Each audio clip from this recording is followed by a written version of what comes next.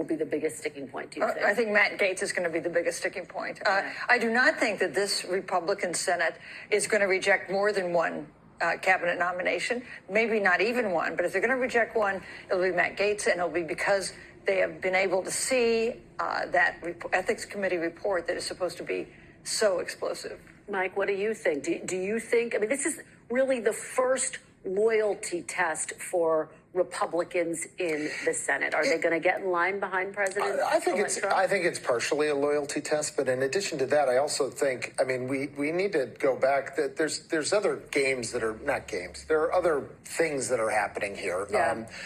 When President Trump negotiates, there's this, this old story about he goes so far over to another side that by the time you get to what you think is the middle, you've already given up 90% of what was out there. I think to a certain extent, some of these nominees actually might be playing that role for the president to get some of the other individuals through. That is a theory that basically he chose Matt Gaetz because he wants to ultimately get whoever the person is he actually wants.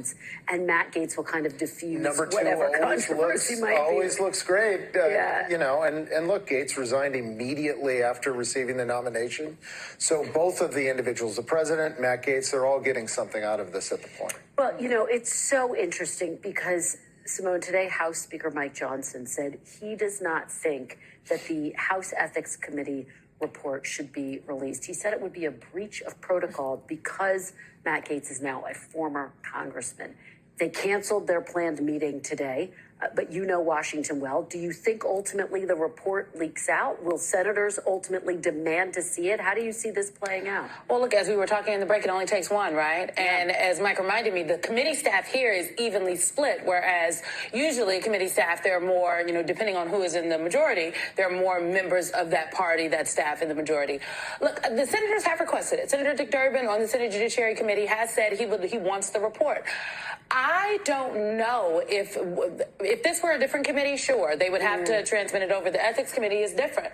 So I am actually looking forward to see what do the rules say? This is unprecedented, but what do the rules say? Is there a protocol for something like this? And if there's not, I mean, it's not every day that someone who's under investigation, a member of the House, resigns and then is put up as a cabinet secretary for the next president of the United States. And so one could argue that the senators do have a right to see the report. Let's just say, though, they don't get the ethics report. Let's just say it doesn't leak until after the fact. The FBI, the Justice Department, they did an investigation.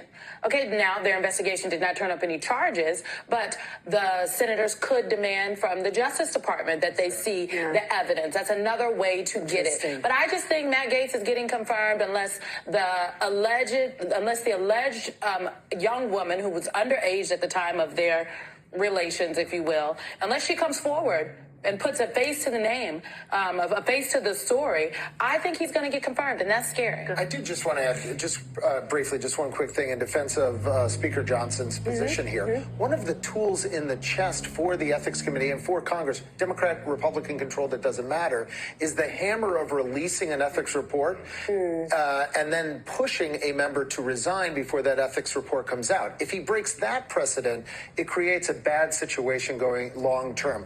This has nothing to do with President-elect Trump, but it's another way to look at the situation. On Wednesday, Mike Johnson said he wasn't going to tell the Ethics Committee what to do, and then he goes to Mar-a-Lago and he comes back and gives a very explicit instructions to the Ethics Committee not to release the report. One thing we should remember, he hasn't just been nominated. Matt Gaetz has not just been nominated for the cabinet.